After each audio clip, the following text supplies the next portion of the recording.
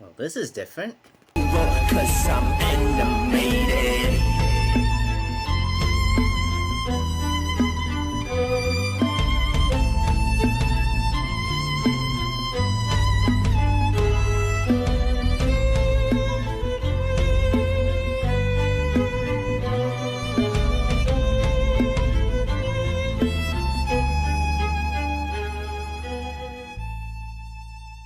Hey everyone, this is the type of video I didn't expect I would make. If you're one of my subscribers that somehow found this video, please note this is only English assignment, if you didn't tell by the title already. Yeah, let's just begin. This is my experience in college English so far. As a writer, I learned active and passive voice. Active voice is something that is represented by the grammar of a subject and a verb, as you can see with the examples above here. Passive voice, on the meanwhile, is the complete opposite, where the subject is acted on by a verb.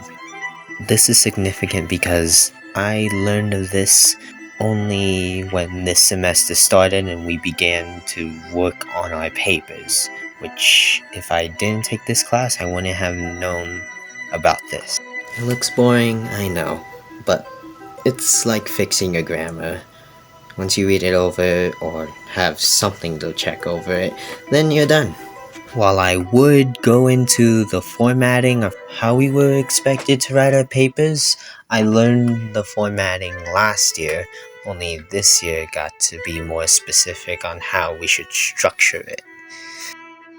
As a student, I learned 3 ways of persuasiveness, those being logos, pathos, and ethos. We'll start with logos first because logos is the one we would associate ourselves with the most. As you can see above, I have a picture of a transformer named Shockwave. Shockwave over here is a Decepticon scientist, and as you can see, he does not look that friendly with just one eye. He does not have any emotions and is always sticking to the logic and statistics of the situation, whether they call for it. All of us, I'm sure, have had the need to use logos, whether it be using proof or numbers or anything relating. In my case, my analytics, which should appear right here. Next is pathos. Pathos appeals to emotion, and up here I put Optimus Prime because he is a leader who always gives hope and always gives courage and the will to do the right thing, which is basically emotional logic, always relying on hope. Next is ethos. Ethos appeals to credibility, and what better example of credibility than using me with Transformers on YouTube. You can ask me anything about any of the two and I will try to give my best answer. It's another somewhat ridiculous way of promoting myself, but oh well, as long as people can see this. Something else that I learned as a student is rhetorical analysis.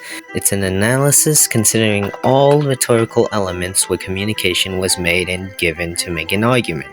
In terms of writing, it is the next step above the levels of writing. In this English class alone, there was summary at level 1, then argument essay at level 2, and now rhetorical analysis at level 3. As for my plan for next semester, it's honestly to get my work turned in early or on time, because I'm making this video late as it is. And as for next year, I really don't know. I can't predict what happens in the future. But my overall goal is honestly to just pass the classes that I get. Oh yeah, here's a works cited page because this video actually required to have one, which I didn't know how I was going to fit one in. Well, while what I've learned may be little, or what I've learned is what I could fit in, this experience was a roller coaster in terms of getting to write the papers and getting stuff turned in. I know with this video it's getting turned in late, so I'll wrap things up right here. And hopefully you guys catch me in the next video. Peace.